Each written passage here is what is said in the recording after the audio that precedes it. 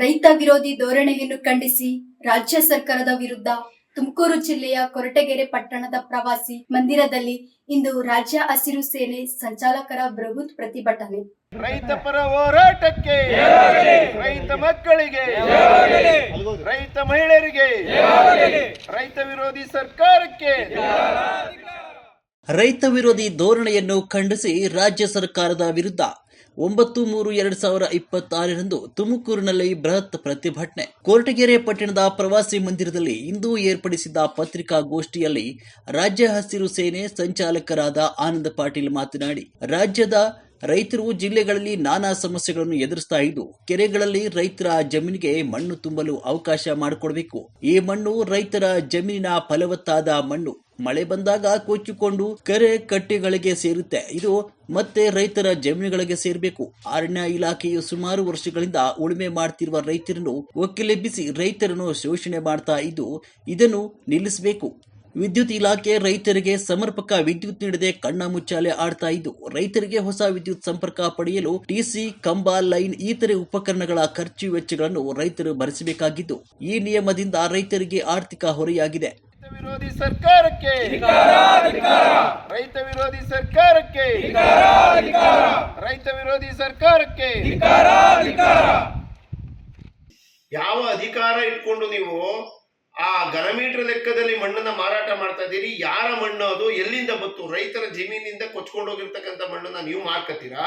ರೈತನಿಗೆ ವಾಪಸ್ಸು ತೋಟ ಮತ್ತೆ ತೊಡುಗೆಗಳಿಗೆ ಒಡ್ಕೊಳ್ಳಿಕ್ಕೆ ಅವಕಾಶ ಮಾಡಿಕೊಡ್ಲಿಲ್ಲ ಅಂದ್ರೆ ಯಾವ ಸೀಮೆ ನ್ಯಾಯ ಇದು ಅಂತೇಳಿ ಇದನ್ನೆಲ್ಲ ಇಟ್ಕೊಂಡು, ಇದ್ರ ಜೊತೆಗೆ ಏನೋ ಈಗ ಬಂದಂತ ಸರ್ಕಾರ HVDS ಮತ್ತೆ UNIP ಸ್ಕೀಮ್ನಲ್ಲಿ ರೈತರುಗಳಿಗೆ ಏನೋ ಟ್ರಾನ್ಸ್ಫಾರ್ಮರ್ಗಳನ್ನ ಹಾಕೊಳ್ಳಕ್ಕೆ ಅವಕಾಶ ಇತ್ತು, ಅದನ್ನ ತೆಗೀತು ಸಂಪೂರ್ಣವಾಗಿ.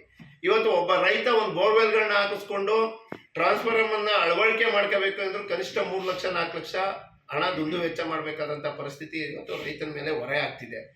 ಇದನ್ನ ಸರ್ಕಾರ ಭರಿಸಬೇಕಾದಂತ ಕೆಲಸ ಇತ್ತು, ಆದ್ರೆ ಭರಿಸ್ತಿಲ್ಲ. ಇದನ್ನ ಭರಿಸ್ಬೇಕು ಸರ್ಕಾರನೇ. ರೈತರಿಗೆ ಫ್ರೀಯಾಗಿ ವಿದ್ಯುತ್ ಸಂಪರ್ಕವನ್ನ ಮಾಡಿಕೊಡ್ಬೇಕು. ಯಾಕೆಂದ್ರೆ ದೇಶಕ್ಕೆ ಸಂಕಷ್ಟದಲ್ಲಿ ಅನ್ನ ಆಗ್ತಕ್ಕಂಥ ರೈತನಿಗೆ ಸಾಲ ಮಾಡಿ ಅವನು ಟ್ರಾನ್ಸ್ಫಾರ್ಮರ್ ಮತ್ತೆ ಲೈನ್ ಅನ್ನು ಎಳಿಸ್ಕೊಳ್ಳಿಕ್ಕೆ ಆಗೋದಿಲ್ಲ ಅಂತೇಳಿ.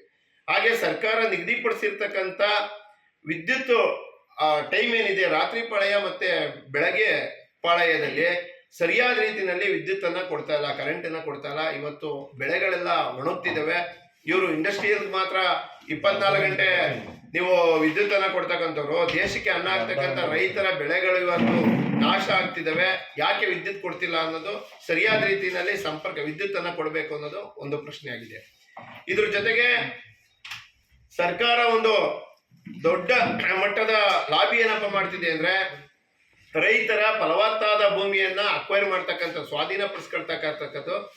ಯಾವ ವಿಷಯಕ್ಕೆ ಅಂತಂದ್ರೆ KDB ಇಂದ ಒಂದು ರಿಯಲ್ ಎಸ್ಟೇಟ್ ಏಜೆಂಟ್ ಆಫೀಸರ್ನ ಇಟ್ಕೊಂಡು ಇವತ್ತು ರೈತರ ಫಲವತ್ತಾದಂಥ ಭೂಮಿಯನ್ನ, ಅಡಕೆ ತೋಟ, ತೆಂಗಿನ ತೋಟ ಏನೇ ಇದ್ರೂ ಕೂಡ ಆ ಭೂಮಿಯನ್ನ ವಶಪಡಿಸ್ಕೊಂಡು ಇಂಡಸ್ಟ್ರಿಯಲ್ಗೆ ಅಂತ ಹೇಳಿ ಕೊಡ್ತಿದೆ.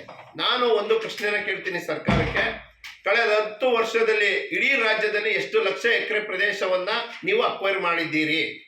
ಮಾಡಿಕೊಂಡು ಫಲವತ್ತಾದ ಭೂಮಿಯನ್ನು ವಶ ಮಾಡಿಕೊಂಡು ಇವತ್ತು ರೈತರ ಭೂಮಿನ ಕಸ್ಕೊಳ್ತಿದ್ದಾರೆ. ಇದು ತಪ್ಪಬೇಕು. ಇವತ್ತು ಏನು ತುಮಕೂರು ಸುತ್ತಮುತ್ತ ಏನು ಈಗ ಹೊಸ ರಿಂಗ್ ರೋಡನ್ನು ಮಾಡ್ತಿದ್ದಾರೆ, ಸುಮಾರು 750 ಎಕರೆ 750 ರೈತರ ಫಲವತ್ತಾದ ಭೂಮಿಯನ್ನು ಕಸ್ಕೊಳ್ತಿದ್ದಾರೆ. ಆಲ್ರೆಡಿ ಈಗ ವರ್ತುಲ ರಸ್ತೆ ಇದೆ, ಆ ರಸ್ತೆಯನ್ನೇ ಅಭಿವೃದ್ಧಿ ಮಾಡೋದ್ರ ಮೂಲಕ ರೈತರ ಭೂಮಿಯನ್ನು ಉಳಿಸುವಂಥ ಕೆಲಸ ಮಾಡಬೇಕು. ಎಲ್ಲ ವಿಚಾರಗಳನ್ನ ಇಟ್ಕೊಂಡು ನಾವು ಬರುವ 9ನೇ ತಾರೀಕು ದೊಡ್ಡ ಮಟ್ಟದ ಹೋರಾಟವನ್ನು ಮಾಡ್ತಾ ಇದ್ವಿ. ಈ ಸಂದರ್ಭದಲ್ಲಿ ಇಡೀ ಜಿಲ್ಲೆಯ ರೈತರು ಈ ಹೋರಾಟದಲ್ಲಿ ಭಾಗವಹಿಸಬೇಕು ಅಂತೇಳಿ ಮಾಧ್ಯಮದ ಮೂಲಕ ವಿನಂತಿಯನ್ನು ಮಾಡ್ತಾ ಇದ್ದೀವಿ. ವೀಕ್ಷಿಸಿ ಜೊತೆಯಲ್ಲಿ ನ್ಯೂಸ್, ನಿಮ್ಮ ದನಿಯಾಗಿ.